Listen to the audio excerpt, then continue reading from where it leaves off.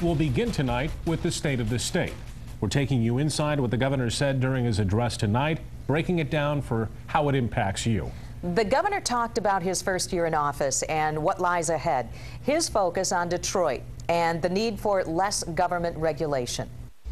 Michigan had been in decline for several decades, with the last decade being particularly difficult. We were essentially tired and broken.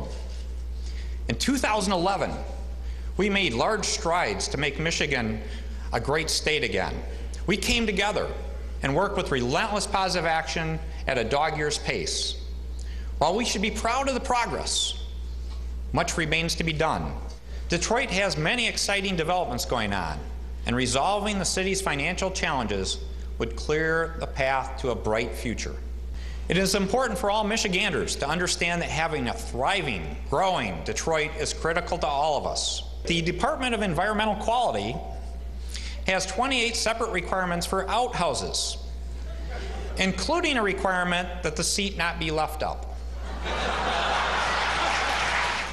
I don't know about you, but I have a higher authority at home. I don't need the state telling me that. And just minutes before the governor gave his speech tonight, political reporter Rick Albin got the rare opportunity to talk with him one-on-one. Yeah, Rick, tell us, what was that conversation like? You know, we talk to the governor all the time, but you never get to talk to a governor. I've done 15 or more of these, and I've done them in other states, and before a speech, they don't want to talk to the media. He was relaxed, as you could tell in that last bit of sound you heard when he was talking about too much government regulation and taking kind of a lighthearted approach to it. But I talked to the governor about some very serious issues, and some of those surrounded something else you heard as we got into our newscast tonight. That's what happens in Detroit. One of the big issues that you and the rest of state government and the rest of the people in the state are going to have to deal with. Perhaps they are two separate issues. Perhaps they are a combined issue. One, an international trade crossing in Detroit, and two, the financial crisis in Detroit. Will this speech deal with that, and if so, how much? Absolutely. I actually go through that, Rick, because this is a report card. So I talk about all the achievements, and I actually specifically mentioned two challenges during the year. And one was not getting the trade crossing done because it's about jobs. And the second one is the fact that we do have a number of cities and schools in financial distress in some fashion. And that needs to be a big theme this next year, to make sure we're the right supportive partner to help them be successful. And we will get this bridge built. So very much a report card to make sure I'm covering the good things, but also mentioning the challenges that we faced and how we're going to deal with them. And speaking of that report card, the governor did lay out some things where he gave himself a bit of a grade, at least fail or pass, if you will. Let's take a look at one of those things that he was talking about tonight. In fact, I think there are 5 different issues that he laid out. One was on unemployment. Well, good news today with new numbers coming out, so progress has been made there, according to the governor. On obesity, however, he still says the state is way behind and much more needs to be done, although he doesn't think it's the state's place to do it. Ready for higher education, improvement, very slight improvement, but still less than 20% of high school graduate. And this governor, who is very fond of education, says that is far too low and unacceptable. Our bond rating has not gone up, but it does have a favorable trend. And when it comes to crime, he says that's a big issue, and he'll address that with a special message in March. In all, the governor talked about what he thought he had accomplished in 2011. Some of the things he did not think he had accomplished, where he wants to do better, and looking forward to 2012.